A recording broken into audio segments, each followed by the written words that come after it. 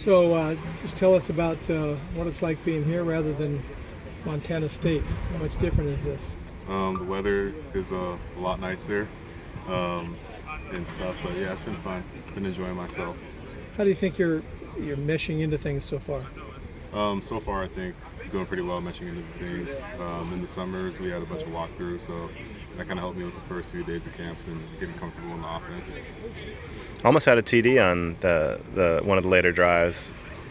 Would it have been nice to punch into the end zone? Yeah, no, definitely. I just need to keep on driving my feet, finishing in the yellow.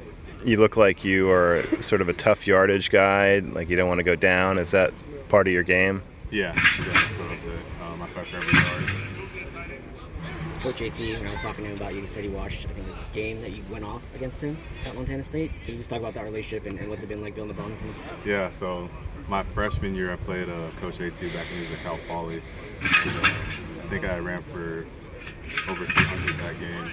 And after that game, kind of went up and introduced myself. And it's kind of crazy, fast forwarding now. And now he's my coach for my last year in college. It's awesome. How would you rate how comfortable you are in the offense and how you complement the rest of the backs in the room? I would say a 9 out of 10. And with the rest of the backs in the room, we all compete with each other. So I feel like every day we just push each other to get better.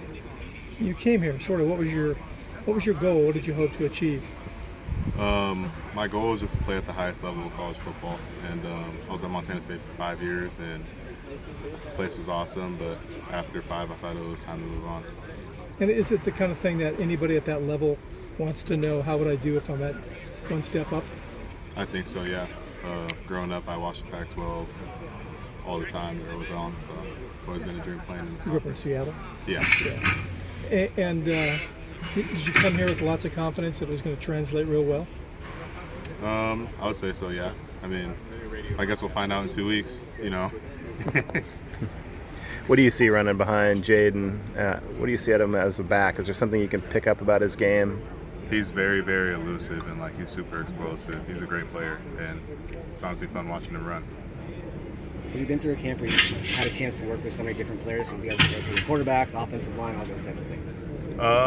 I would say so, yeah, a little bit. I mean, kind of like in most places, they rotate quarterbacks and get different feels for what they can do with different people on offense. So it's been fun, but yeah, something I'm used to. What's the value in that you see? You get a chance to see how every quarterback plays, because you never know when anyone goes down and what quarterback's going to be in. So you kind of know what each quarterback brings and what their strengths are and what their weaknesses are playing with them. You had 2 different stints in the transfer portal. How do they differ, and how happy are you that it worked out the way it did?